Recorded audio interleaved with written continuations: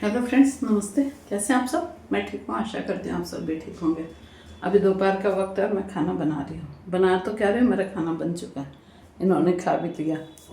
As usual वही क्या, दाल सब्जी रोटी और राबड़ी तो कल बनाई थी मैंने, और छाछ।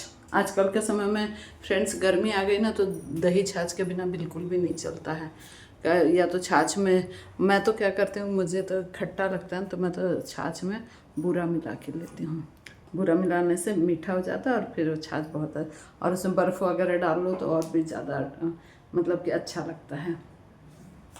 ऐसे ही फ्रेंड्स, और मैं आपको ये बता रही हूँ कि आजकल क्या हो रखा है कि घरों में ना गैस की बहुत किल्लत हो रही है। तो लोग क्या लेके आ गए, देखिए ये मेरे हस्बैंड लेके आए हैं, क्या प्रेस्टीज का इंडक्शन। बोले मतलब कि है ना, उसमें ख़त्म हो जाए कभी गैस तो फिर काम आ जाए। वैसे एक पुराना था हमारे पास, लेकिन फिर बोले वो अच्छा नहीं, बोले नया ले आओ। मैं ठीक है। इनको भी ना मतलब कि कुछ ना कुछ शॉपिंग का बहुत शौक़ है, और शौक़ भी और अभी नीड भी है ना, क्योंकि यदि अचानक से सिलेंडर ख़त्म हो जाए तो फिर मतलब दरकार पड़ेगी, इसलिए। और पहले तो फ्रेंड्स क्या होता था, जब गैस का चूल्हा नहीं आया था, है ना, मतलब गैस नहीं आई थी, तब तब कैसे हम लोग मतलब पूरे अपन इंडियंस लोग कैसे काम में लेते थे बताएं। जैसे पहले के समय में होता था क्या, स्टोव होता था केरोसिन का, है ना। और स्टोव भी मैंने खुद ने अपने मतलब वो समय में गैस चूल्हा आने से पहले 4 तरीके के स्टोव देखे। एक तो ऐसा था, आप लोगों ने कितने तरीके के देखे होंगे आप भी बताइएगा कमेंट करके। एक तो ऐसा होता था, नीचे पीतल की टंकी होती थी, उसमें केरोसिन डाल के, और 3 वो होते थे डंडे, और उसके ऊपर जैसे ये गैस के ऊपर वो होता है ना, ऊपर रखने का, और फिर स्टोव जलता था, है ना, और उसमें पंप मारते थे ऐसे करके। एक स्टोव ऐसा देखा, और एक क्या ऐसा देखा कि बगल में ना छोटा सा जैसे गैस जैसा हंडा रहता था, उसमें स्टोव भरते और उसमें भी पंप मार के, और साइड में छोटा सा वो उसका बर्नर होता था। 2 तरीके का ये हुआ। और तीसरा कैसे देखा फ्रेंड्स कि है ना, बत्ती होती थी उस स्टोव में, है ना, मतलब बहुत सारे छेद होते थे और उसमें बत्तियाँ से निकाल निकाल के, और नीचे केरोसिन भरा होता था। और वो 3, और ऐसे करके एक आधा और भी। और फिर क्या, हीटर, है ना, हीटर में भी खाना बना लेते थे। ये सब बातें हैं गैस चूल्हा आने से, नहीं गैस आने से पहले, चूल्हा, गैस चूल्हा, स्टोव। और फिर हम लोग और भी मतलब, हम तो चूँकि गांव में रहते, मतलब गांव मतलब छोटा एरिया था हमारा, अब तो काफ़ी डेवलप हो गया। तो हम लोग क्या करते थे, वो होता था लकड़ी का बुरादा, है ना, जैसे लकड़ी के वो फर्नीचर वगैरह या टाल जो मतलब लकड़ी का बुरादा, है ना, उसको हम लोग क्या बोलते थे, भूसा, है ना, लकड़ी का भूसा। तो वो बोरे में भर के जो होता है ना, बोरा बारदाना। आजकल तो फ्रेंड्स सब चीज़, ये सारी चीज़ें जैसे गायब भी हो गई, वो गैस चूल्हा आने से सारी चीज़ें लुप्त प्राय हो गई। तो वो भूसा लेके आते थे, मतलब किसी के वो हेल्प हाउस को बोलते थे कि वो लेके आ जाए, और वो फिर बोरा भर के अपने सिर पे रख के लेके आती थी, ठीक है।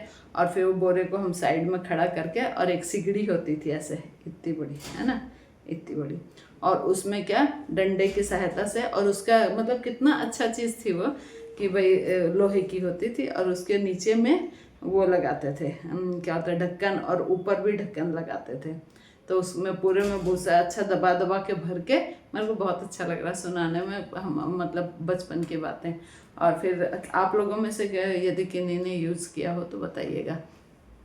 और फिर लकड़ी से एक बम्बू होता था लोहे का, ऐसे गोल, उसको बीच में रख के उसके साइड में भूसा ऐसे दबा दबा के ऐसे भर के, और ऊपर ढक्कन लगा देते थे, और फिर आहिस्ता से उसको निकाल लेते थे। बैम्बू वो जो लगाते थे ना, लोहे का बम्बू टाइप का, है ना, और फिर नीचे से उसमें लकड़ी लगा के, और उसको काम में लेते थे। बहुत मतलब अच्छी चीज़ थी वो भी।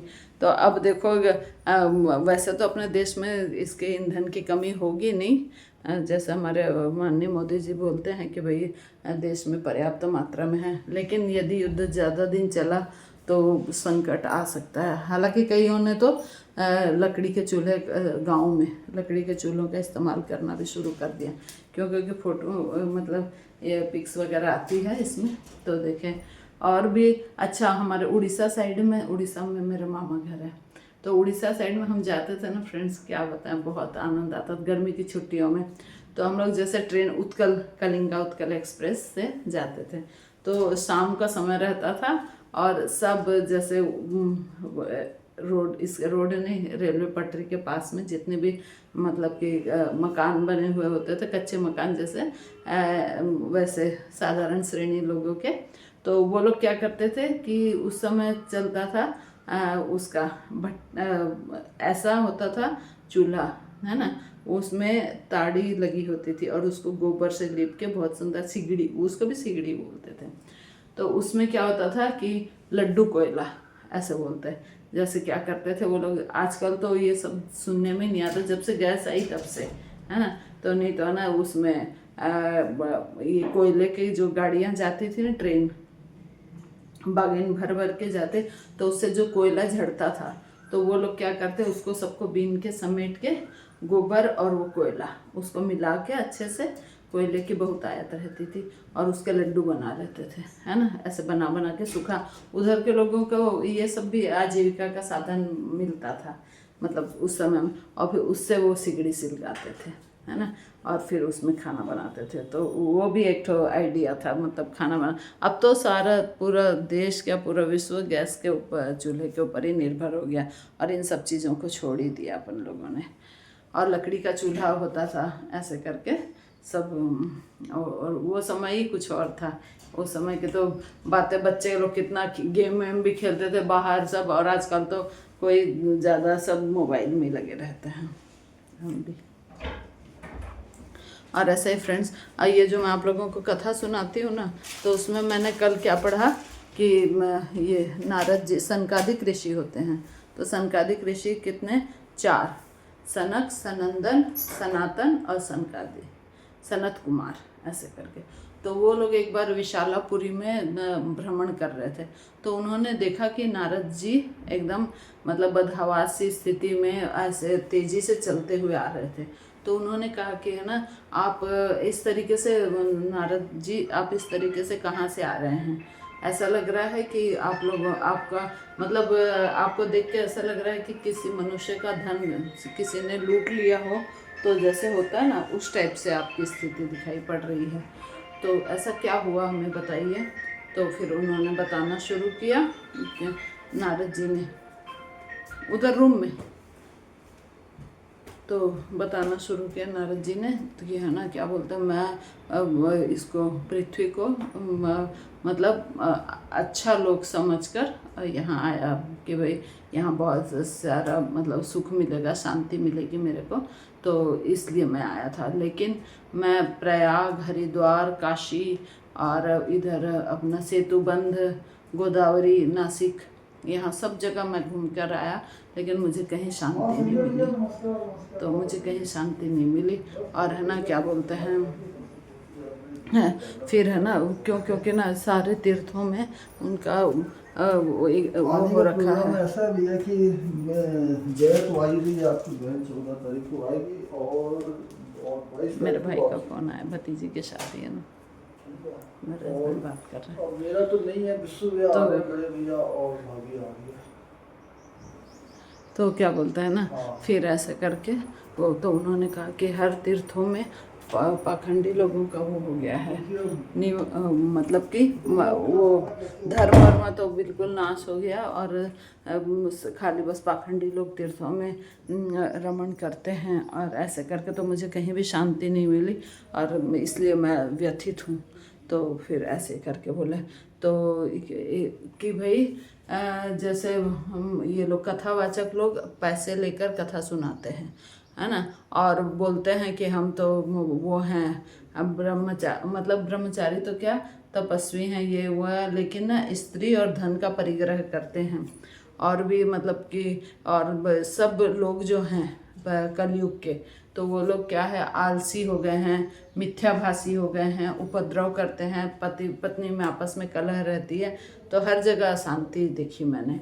तो फिर उन्होंने फिर बताया कि है ना, मुझे शांति कहाँ मिली, मथुरा वृंदावन में जाके। तो वो वृंदावन गए, कौन, नारद जी। तो वहाँ देखे तो एक स्त्री थी, तो वो तो एकदम यौवना थी, सुंदर, बहुत सुंदर। और दो उसके सामने वो मतलब दो व्यक्ति ऐसे लेटे हुए थे, वृद्ध और जरावस्था में, मतलब एकदम त्रस्त से। और वो युवती बहुत सुंदर और अच्छी थी, और कई सारी युवतियाँ उनको घेरे खड़ी थी।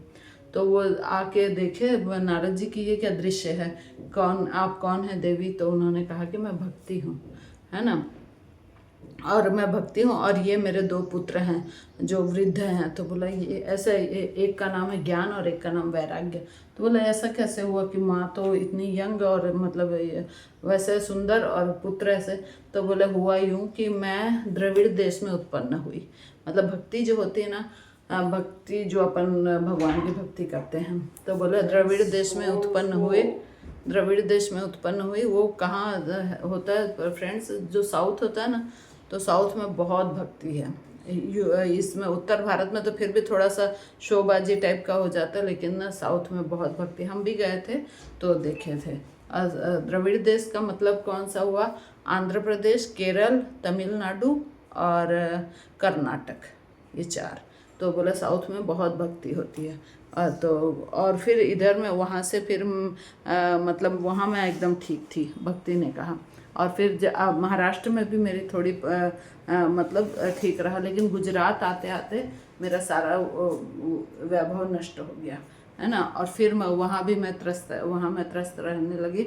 और फिर जब मैं यहाँ आई मथुरा वृंदावन, है ना, बोले यहाँ पर लोगों में बहुत भक्ति थी। और फिर वहाँ जो कृष्ण भगवान का तो वहीं जन्म ही हुआ था, मथुरा वृंदावन में, तो वहाँ पर लोगों में बहुत भक्ति। फिर उन्होंने कहा कि यहाँ आकर मुझे मतलब बहुत अच्छा लगा, और फिर मैं यहाँ पर अपना वापस से यौवन को प्राप्त हुई, ऐसा। और आगे की कथा मैं कल सुनाऊंगी फ्रेंड्स, ठीक है। और बस अब ऐसा ही है कि मतलब अपने को ईंधन की बचत करनी चाहिए।